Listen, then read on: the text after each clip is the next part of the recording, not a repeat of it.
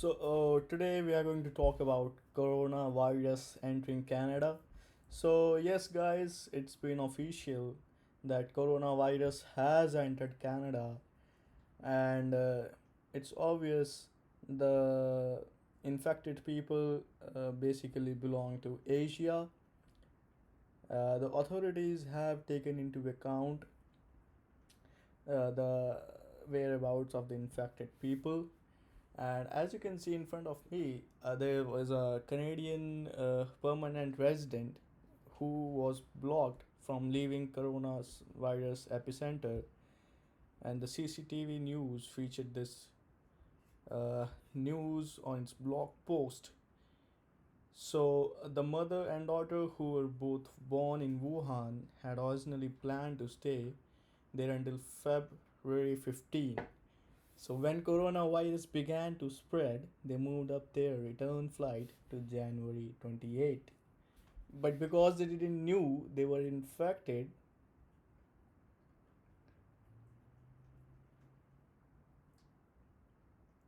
so that's why they moved their flight to January 28.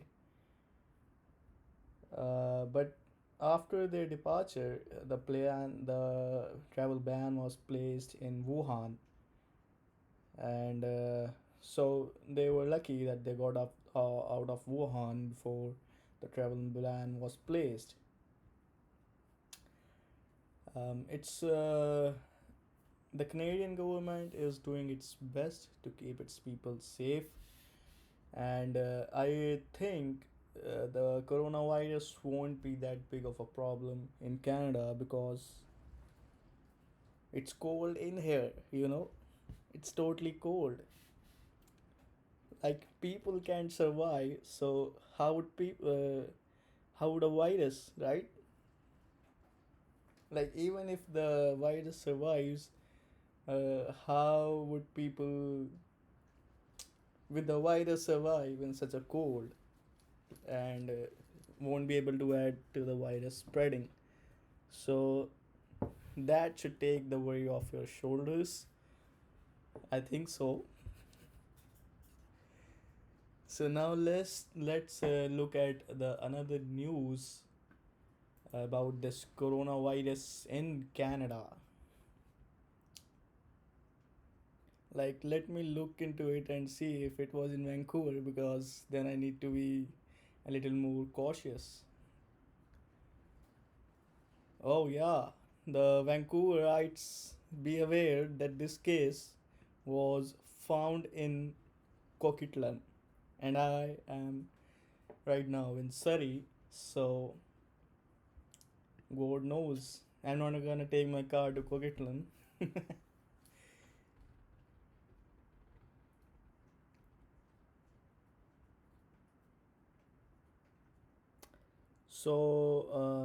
Despite I think so, like it's calling making people robotic calls was not enough, that the Chinese government is stopping the permanent residents of Canada to leave China.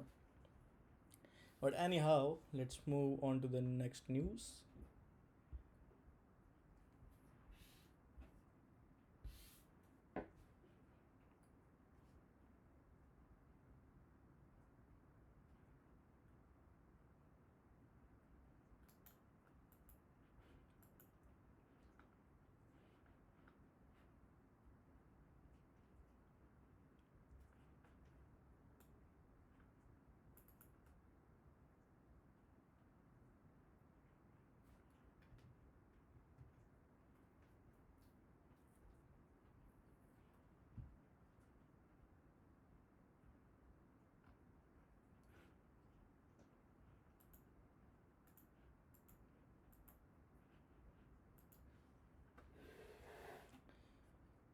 So the next news we're going to look at is the story of a Canadian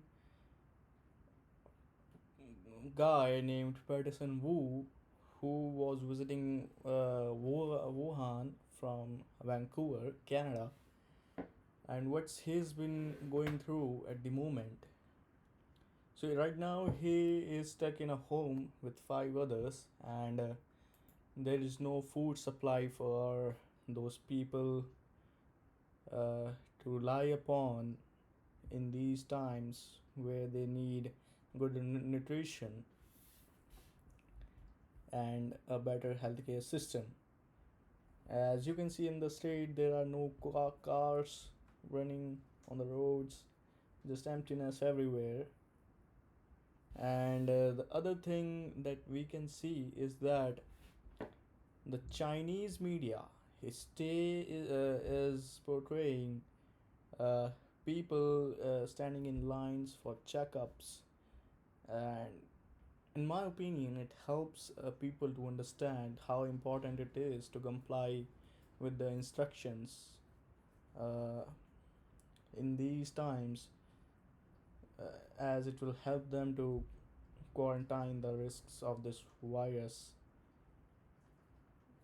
alongside government.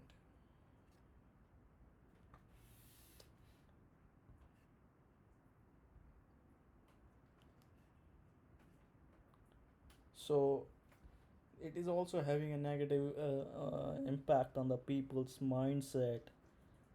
You see, here what the guy says, it's easy to entertain yourself inside, but harder to keep a positive mindset, right? So, moving on,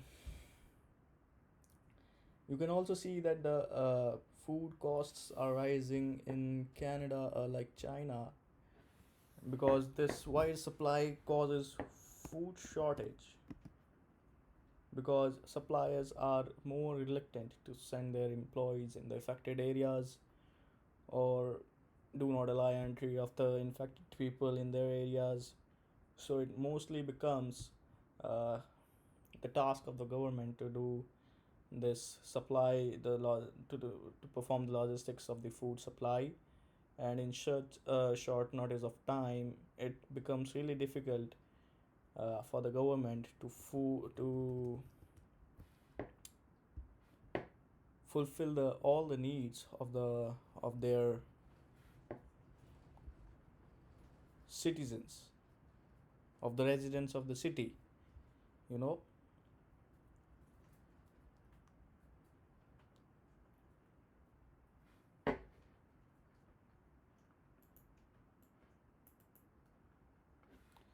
And I hope that you know what a cure for the virus could be found soon enough, when it doesn't cause any much damage.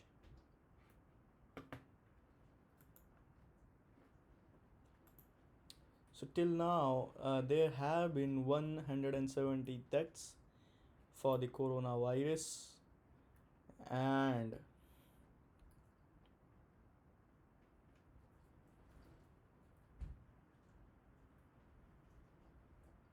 the World Health Organization has also um, created its you know what you call it, coronavirus expert committee to assess whether the outbreak warrants being declared a global emergency. And from my update, the committee last week had advised the UN Health Agency it was too early to make that pronouncement, because mostly where the it spreads to where most of the Chinese population is located.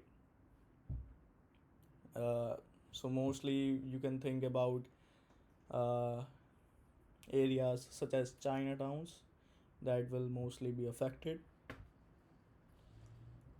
or the other areas where most of these Asian populations live in density.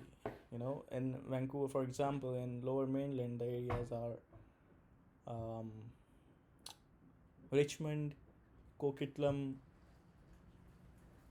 and the Chinatown. That's obvious.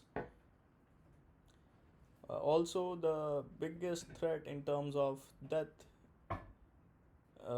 faces India, because the health ministry said